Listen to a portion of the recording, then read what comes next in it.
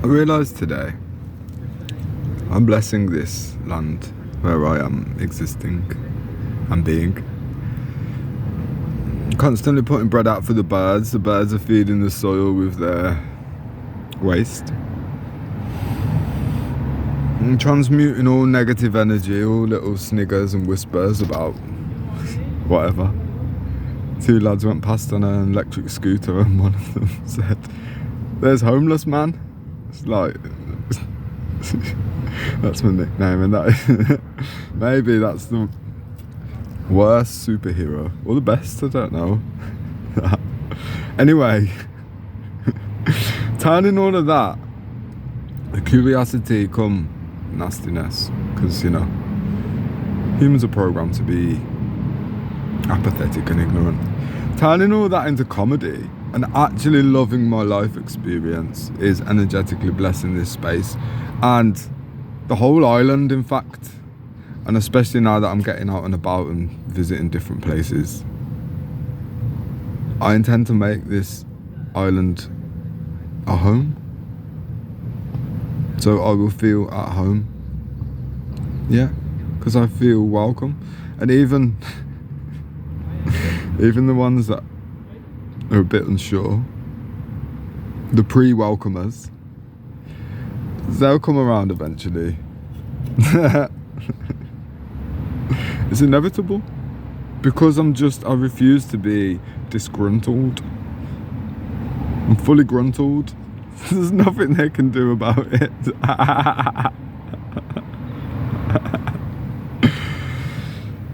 So, yeah, and on my way back here earlier, I found 7 feathers and I put them in front of my tent, and then shortly afterwards a man comes to speak to me and ask if I'm okay, if I need anything from Morrison's, because he's just going in there. So I said, "Please, could you get me some water?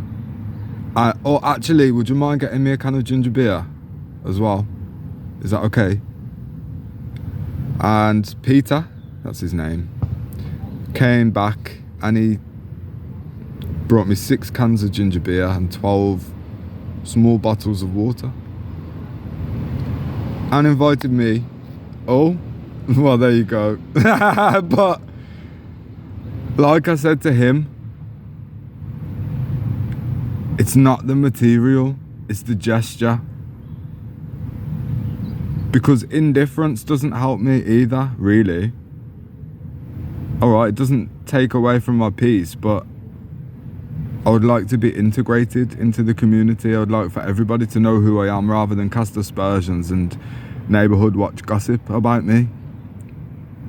But Peter invited me to his church on Sunday, but I had already proceeded to tell him that I cannot belong to a congregation, and I laid out the reasons why. But he also understood, and he resonated with my experience, or he at least intellectually was picking up what I was putting down. So I am probably going to 333. I am going to church on Sunday morning to witness and to worship. And the church is called the True Vine, but wow, you saw what happened with the light. I am the light. I am the light of this world. I am, because God told me that. So basically that's exactly what I've just been speaking about. Authenticity is what brought me here, to a place of contentment. Living with intent.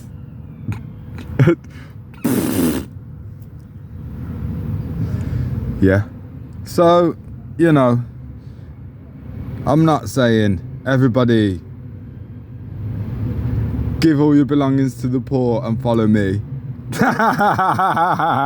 Because I'm not Jesus. No, I'm not.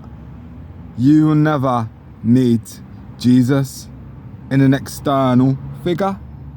Fact. I would put your life on it.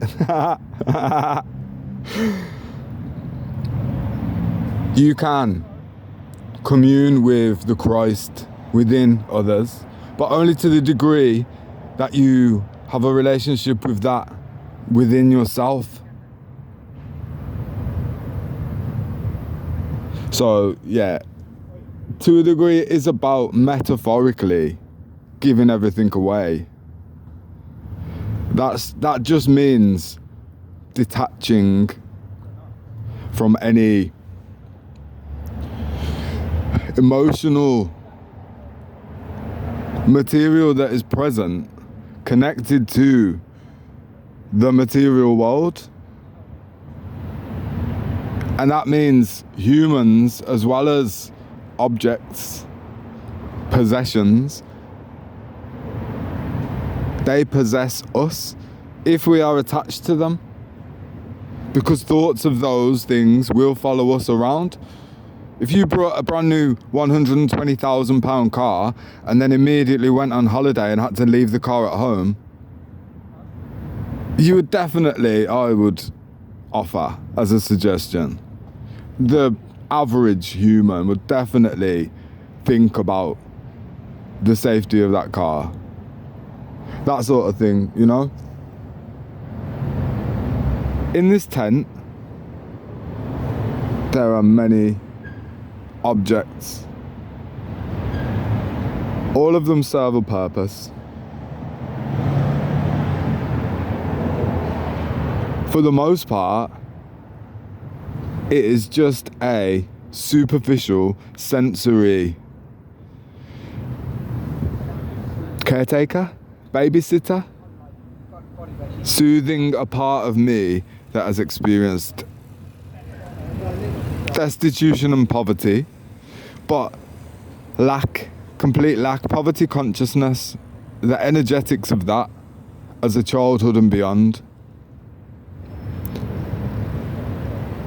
Now, I know that all of this stuff, up to and including what we might consider the most important things like phone, bank card, and that's basically it. If all of this stuff went, if it was taken from me somehow, some way, even though I can now appreciate that that is not going to be the case because I don't need to learn the lessons. If any of this stuff, all of it, if it went, it wouldn't bother me at all. Then I would be on a new adventure to start the whole thing again or do something different. And that is freedom.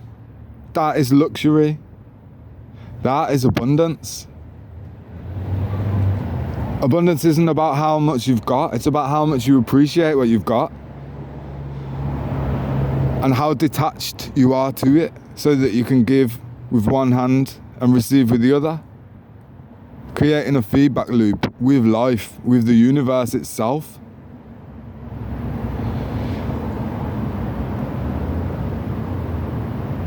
When you understand that speaking and listening are no different to giving a hungry man a sandwich,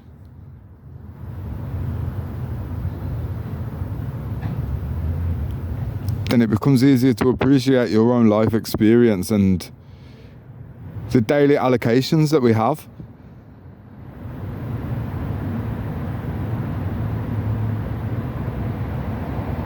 And when you understand that some people will bite your fingers whilst they're eating the sandwich and then ask what's in your pockets, or just look for themselves while you're distracted, then you also understand the importance of sovereignty in this life and spiritual hygiene, discernment, and most important of all, learning to tune into your intuition and follow your soul's guidance. Because the mind and even the heart can be confused in this life. Because the portal to the heart is often the mind. But the soul can't be confused. The soul knows the plan. The soul is hardwired into the template for who we are to be, who we already are. We never stopped being. Just we added a bit of a pantomime, a facade on top, so that we could give ourselves amnesia, only to remember.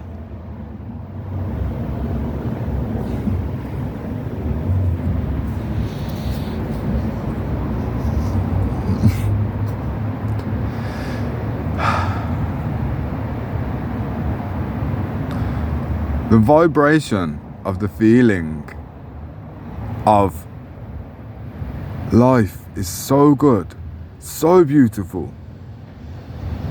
Even in its fucked up, chaotic wonkiness, I am happy to be here now, come what may, regardless. That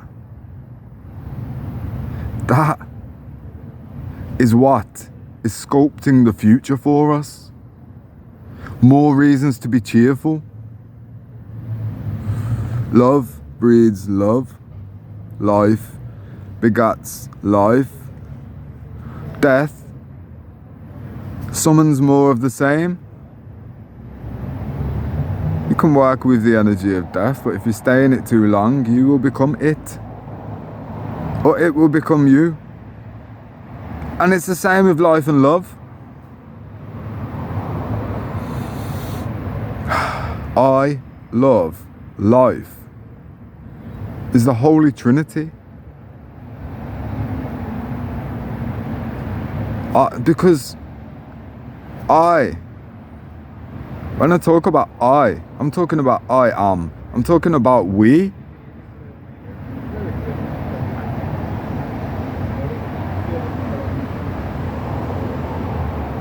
So the three, love, life, and creation, because that's what I'm talking about. The whole of creation is what we are. Those three are indistinguishable.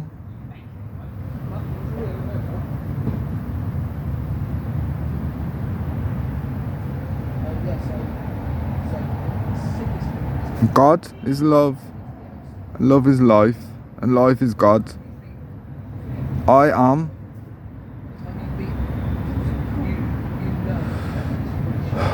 Be still and know that I am God.